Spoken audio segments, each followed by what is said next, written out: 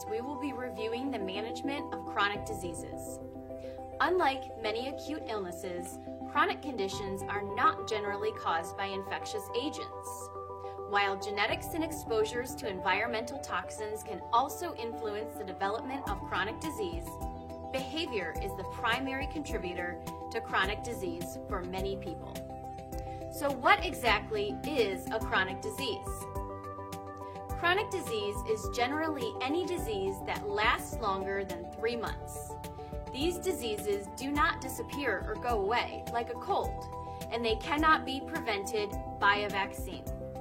Chronic diseases can be very challenging for healthcare professionals as they are associated with pain and disability.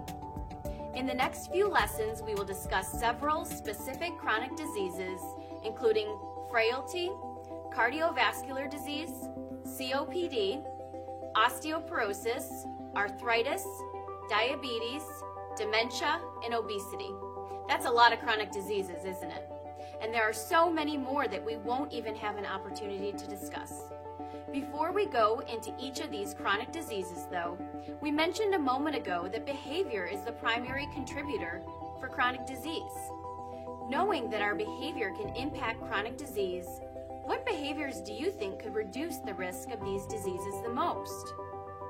Good nutrition, physical activity, and avoiding unhealthy behaviors. When working with a patient who has a chronic disease, we have to look at these 3 main factors, which we, as health coaches, can help our patients control. First, let's talk about good nutrition.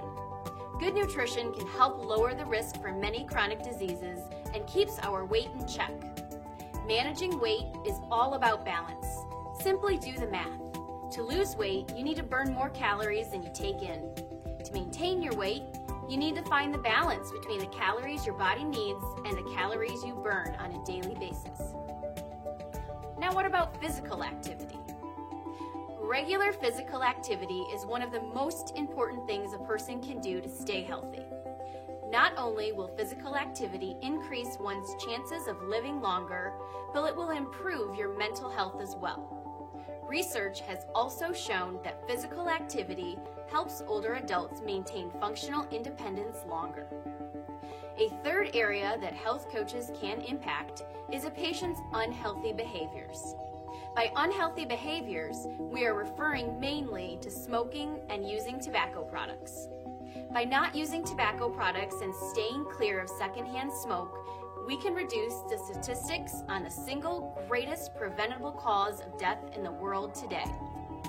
As health coaches, our role is to support a patient's ability to self-manage these chronic diseases, and in some cases, even prevent chronic diseases. When we say self-manage, we are referring to the patient's ability to manage the effects of their chronic disease every day. We just mentioned 3 main behaviors that health coaches can support for chronic conditions. These were physical activity, nutrition, and avoiding tobacco use. Are there any other areas that you think we can impact?